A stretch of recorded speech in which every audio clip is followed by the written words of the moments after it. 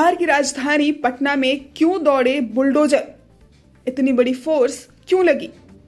1024 एकड़ में फैले सैकड़ों मकानों का विवाद। बिहार की राजधानी पटना के राजीव नगर थाना अंतर्गत नेपाली नगर दीघा के इलाके में अतिक्रमण के खिलाफ बड़ा अभियान रविवार की सुबह शुरू किया गया। यहां विरोध को देखते हुए करीब 4 थानों की पुलिस के साथ 2000 पुलिस फोर्स आसपास के इलाके में भी तैनात की गई है। प्रशासन फिलहाल करीब 20 एकड़ में बने 70 मकानों को तोड़ने की कार्रवाई कर रहा है, लेकिन ये पूरा विवाद करीब 1024 एकड़ जमीनों का है, जिस पर अब सैकड़ों मकान बन चुके हैं। इन मकानों में नेता, मंत्री, जज और IAS, IPS के भी ठिकाने शामिल हैं। यहाँ हम आपको पूरे विवाद के बारे में विस्तार से जानकारी देंगे। 1974 से चल रहा है ये विवाद। राजीव नगर जमीन विवाद 1974 से ही चल रहा है।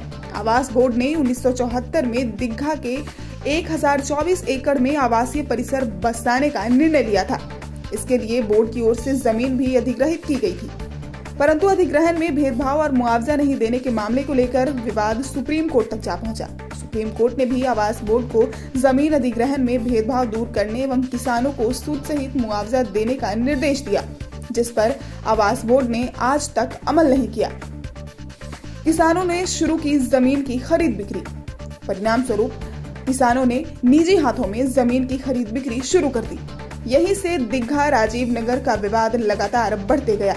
वर्तमान में 1024 एकड़ में लगभग 10,000 से ज्यादा मकान बन चुके हैं। राजीव नगर, नेपाली नगर इसी परिसर में अवस्थित है। कई दूसरी संस्थाओं को भी जमीन दी गई। आवास बोर्ड ने अधिग्रहित आवासीय भूखंडों को राजीव नगर थाना, पुलिस, रेडियो तार एजेंसी, CRPF, SSB, CBSE सहित कई एजेंसियों को आवंटित कर दिया।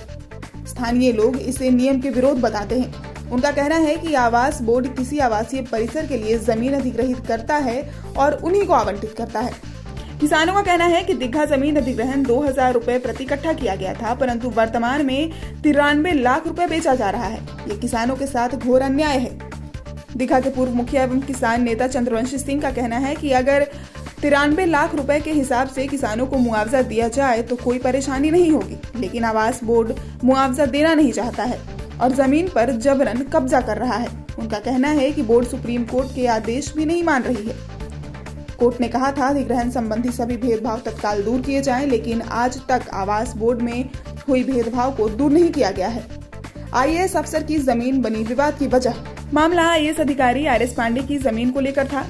आवास बोर्ड ने 1024 एकड़ में से 4 एकड़ जमीन मुक्त कर दिया था, जो बीच परिसर में पड़ता था। इसी को दीघा के किसानों ने सुप्रीम कोर्ट में चुनौती दी थी।